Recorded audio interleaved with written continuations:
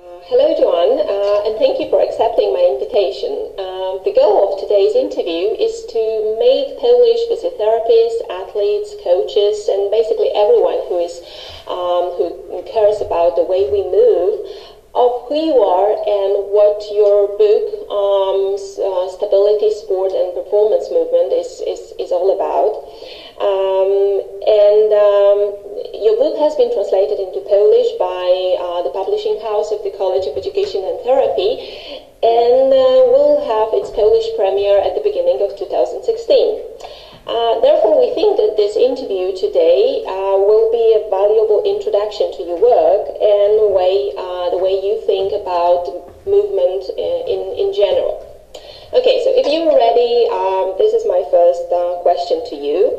Where from did you get the idea of combining biomechanics and movement patterns into one integral system? Well, Agatha, I think what began with all of this is the kind of people that I would work with. And often these people had had their problems for a while, or they'd had a lot of treatment, or they'd had a lot of coaching, depending on whether they were injured or not injured performers. And what was interesting was seeing that when the biomechanics was applied without really understanding the movement, we end up with physics, but without the humanity. So we would find out from the biomechanists where the body should be at a certain time, but it didn't tell us anything about how someone might actually achieve that. So, for example, if you're looking at the biomechanics of the foot, it's very interesting, but without actually seeing what's happening above the foot, we don't necessarily understand whether that's the beginning or the end of the issue. And it really came through to me some years ago. I was watching a professor in biomechanics presenting on gymnastics, and he was showing a male athlete performing the rings. And at this moment, at the bottom of the rings, he said, this is where he'll be taking 10 to 11 times his body weight through his shoulders. And I said, well, that's very interesting. Now, how do you suggest that's actually happening? Because the shoulder itself isn't structurally really designed to do that. And he didn't have an answer for that. And what's very interesting is we have to see then, well, what is happening with the whole rest of the body in terms of how the body shares the force? And then the next step is, how do you actually get that to happen? So we had to marry the biomechanics. It's very important and very valuable knowledge, but we have to then look at what the human being is doing and how to make that happen, because we're such interesting, complex creatures. And the kinds of things that could affect our movement, it could be, do we have enough range of motion, or do we have enough eccentric strength or balance or timing? But it might also be, what is our understanding of what the movement actually is? What do we believe about it? What is our emotional state? All these things are changing our movement. So we really need to step back and take in the bigger picture and to say that biomechanics is a really valuable family of information. But we need to then combine that with, or bring it into the context of the human being that's in front of us. Yeah, that's true, and we are quite complex here. We are. Okay, the next question, is the system of exercises that you have designed and promote dedicated just for athletes, or it's a broader group of people? Actually, we've been teaching GEMS movement for a long time over a really broad spectrum of people. So although this book was structured to look at the sporting issues, actually we teach GEMS movement for pediatrics, geriatrics, neurological patients, general patients, all kinds of people, because fundamentally the underpinning principles of movement are the same. And how to work with the nervous system is also something that's about you as a human being, not necessarily about your level of functionality. So often what we'll find is, for example, I might have a technique that I would use directly post-surgically for somebody, for a total knee replacement, for example, but I might have to use exactly the same technique to get the right timing, coordination, and movement pattern in a track athlete, for example, because it's all about opening up the pathway and making the pathway available. And then, of course, there's going to be a difference in where they take that. Obviously, the athlete will be taking that, into having faster and with more power than perhaps my total knee replacement patient, or maybe not. Who knows? So what's really fun is that you can have a technique, and you'll find that you might have an 80-year-old patient and an 18-year-old patient at completely different ends of the physical spectrum, but yet the technique is relevant to both of them for that particular movement lesson that we're trying to teach. So it's really good fun when people can learn about their own bodies, and then they can watch an athlete and go, oh, I see that. Yeah, that's the thing I learned from me too. So it's really important that we understand that these principles, sometimes athletes are trained as a separate species. And of course they have different needs, to the general population, but ultimately they're still human beings. And sometimes I find that the athletes are treated as athletes first instead of treated as human beings first. And once we change that and treat the human being, then we can move towards treating the athlete.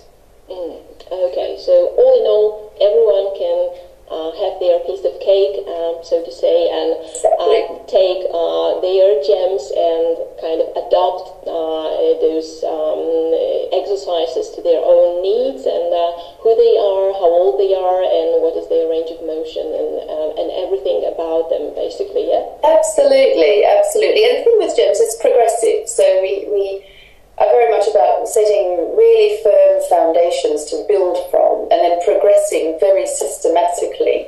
So, there will be a point for everybody where they've reached what their physical requirements are. But the whole idea with GEMS is that you can just keep going to wherever you need to go. But first you need some foundations to build on. That's right. Okay, super. The next question, why do we care so much about integrating all body parts in movement when currently in sports medicine there is so much emphasis on treating individual structures such as tendons, ligaments, attachments, kind of,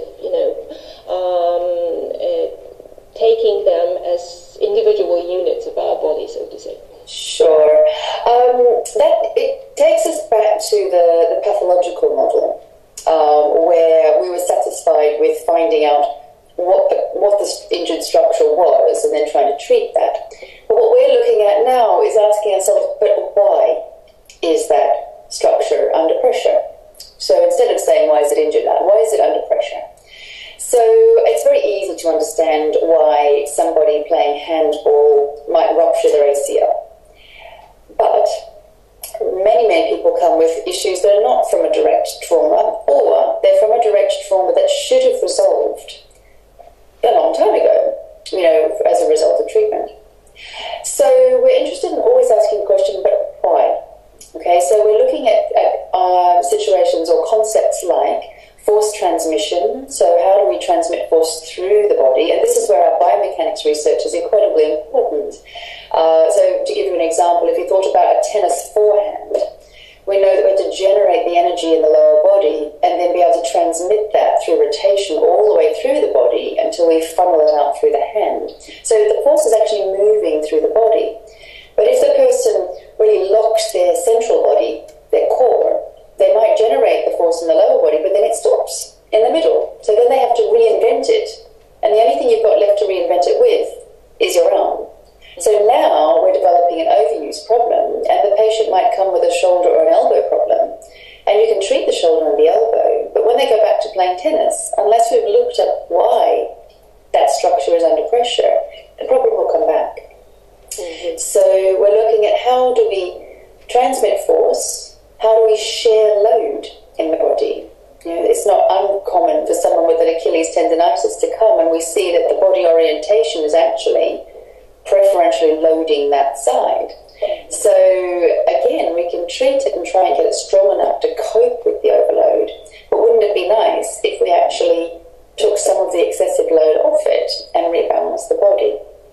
So it's all coming down to why, and also to make sure, for example, if there is a traumatic injury, that it doesn't push the problem somewhere else because the body has adapted. We frequently see that. Or the rest of the body is doing something interesting and then the injured structure is just the victim in the whole scenario. So it's really important for us to look at these relationships so that we don't end up spending a lot of our time and a lot of our patients' time, or our athletes' time if you're a coach, working towards something that's just not happening because we just needed to step back and take in the bigger picture. Okay. The last but one, is it necessary to define this functional structure in order to restore whole body balance using your system? Do we really know which structure has been injured, which one is the one that's causing the problem in the first place? I think it's kind of a related topic, I think, to the previous one, because I think, of course, we need to identify if there is an injured structure, but how we go about addressing that's the difference. Because if it turns out that what we need to do is just unload it, it may be, for example, that the area that is perhaps moving too much, instead of stabilizing it, what we see is that there's some other part of the body that doesn't move enough.